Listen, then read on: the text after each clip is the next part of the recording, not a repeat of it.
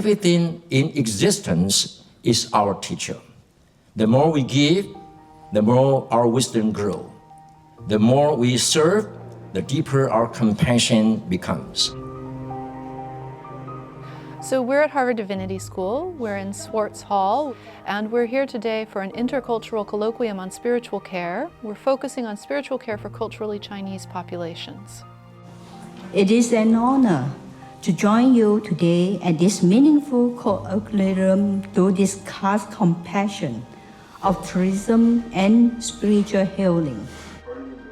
This is first time with Harvard Divinity School. I think the spiritual caring is about the how to return to the inner peace and the outer balance as well, because everything is interconnected. It is about presence, connection, and the ways we bear witness to the unfolding of life.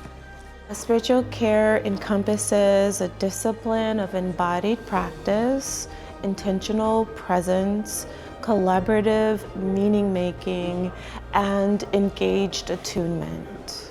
A lot of what we're talking about here at this conference is what we call secular spaces, secular contexts, such as chaplaincy or higher education.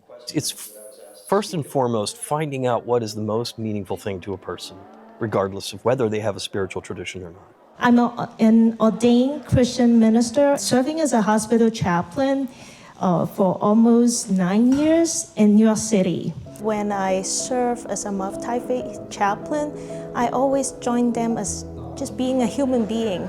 So regardless of religion, we just have this encounter and dialogue. One of the things that I've found really important in my role as a cancer hospital chaplain is bringing a sense of time into a space where there's a lot of pressure perhaps to make decisions about medical issues. In anatomy teaching of medical school for spirituality, we're not really spiritual care, it's more like spiritual support. And medicine, it is the interaction with people. And nowadays in medicine, we are dividing into finer and finer disciplines. So for each discipline, the doctor will just deal with a small part of the body and correcting that problem. So at the end, we left humanity aside, okay? And that's the problem, dichotomy, okay? So anatomists, they deal with the body they use for teaching, they treat it as specimen. So in Tzu Chi, the master expects us to treat the body as a person properly and make sure that the surviving family find their inner peace.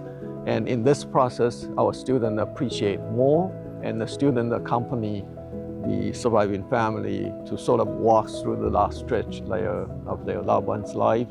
So in this aspect, students will probably transform. Since its founding, Tzu Chi has upheld the spirit of compassion, loving kindness, joy, and equanimity, integrating Buddhist teachings into daily life. We emphasize on compassionate action to support the needy people. So through helping others, we'll be able to transcend our spirit and escalate our value. So I think it's a good idea if we can have a program that emphasizes on Buddhist compassion and altruism and spiritual caring.